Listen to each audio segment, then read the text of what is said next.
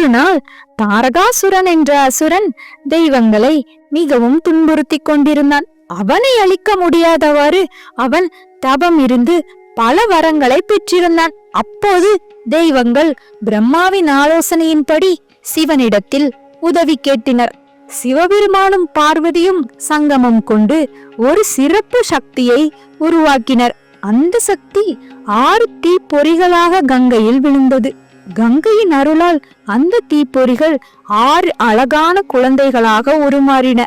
இந்த 6 குழந்தைகள் சரவண பொய்கை எனப்படும் ஒரு புனித குளத்தில் வளர்ந்தன. பார்வதியின் அன்பால் இந்த 6 குழந்தைகள் ஒன்றாக இணைக்கப்பட்டு ஒரு சிறப்பு தெய்வமாக ஆனது. அதுவே ஆறுமுகம் என்ற முருகன்.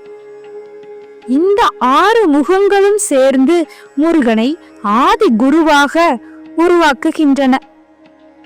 முருகன் வெற்றியை மட்டும் குறிக்கவில்லை, அறிவும் சமத்துவமும் ஒற்றுமையையும் உலகிற்கு கொடுத்துள்ளார். ஆறுமுகன் திருக்குறளின் ஆழ்ந்த கருத்துக்களைப் போல மனிதனின் மனதின் 6 பக்கங்களை சீரமைக்க மற்றும் ஆன்மீக வளர்ச்சியை ஏற்படுத்தும் வகையிலும் இருக்கிறார்.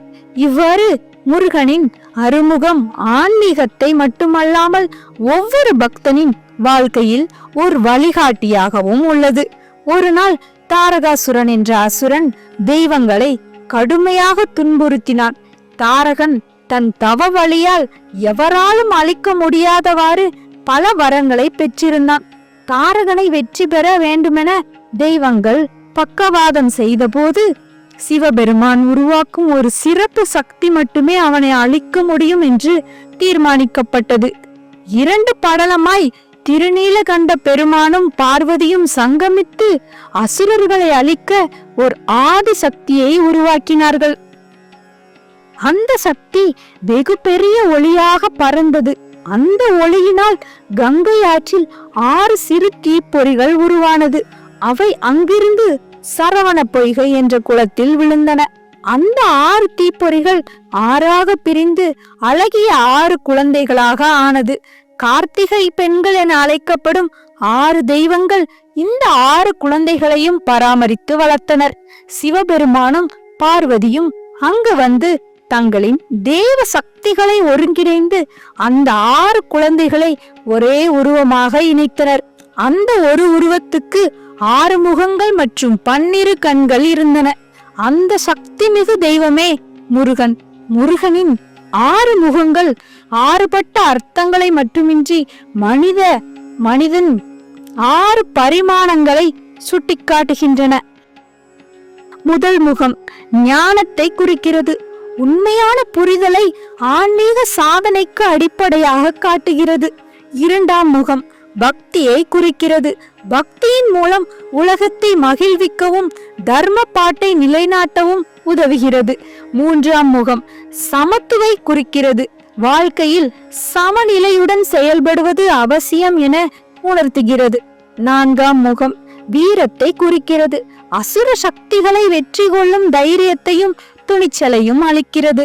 5ஆம் முகம் காப்பு, அதாவது சமரசம் அல்லது பாதுகாப்பை குறிக்கிறது.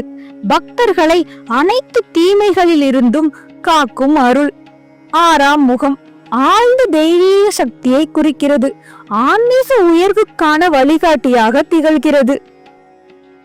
முருகன் 6 திசைகளிலும் தனது கண்களால் பார்வையிட முடியும். இது அவரது சக்தி எல்லா இடங்களிலும் விரிவடைந்துள்ளது என்பதை உணர்த்துகிறது. வெற்றிக்கான அடையாளமாக முருகன் புகழப்படுகிறார். அருமுகங்கள் ஆன்மீக ஞானம் மற்றும் உலக நன்மைக்கான தூதுவனாக செயல்படுகின்றன. தெய்வீக சக்தி மற்றும் மனித சிந்தனையின் ஒற்றுமையை வெளிப்படுத்தும் வடிவமே முருகனின் அருமுகம். இவ்வாறு அவர் நம்மை வாழ்வின் சீரிய பாதையில் அழைத்து செல்கிறார். அதுவே முருகனை தமிழ் கடவுள் என்றும் அறக்குருவாக ஒப்புக்கொள்ளும் முக்கிய காரணமாகும். அருமுகன் தமது 6 முகங்களாலும் அனைத்து திசைகளிலும் விழிப்புணர்வுடன் திகழ்ந்து சூரபத்மனை அழித்து தர்மத்தை நிலைநிறுத்தினார். முருகனின் 6 முகங்கள் அவரது சக்தி, ஆன்மீகம் மற்றும் கருணையை குறிக்கின்றன. இதனாலே அவர் அனைத்து திசைகளிலும் காப்பாளராக திகழ்கிறார். நண்பர்களே, இந்த பதிவு உங்களுக்கு பிடித்திருந்தால் எங்கள் சேனலுக்கு சப்ஸ்கிரைப் செய்யவும் லைக் செய்யவும் மறக்காதீர்கள். நன்றி. அடுத்த காணொளியில் சந்திப்போம். முருகனின் அருளுடன் உங்கள் வாழ்க்கை சிறக்கட்டும்.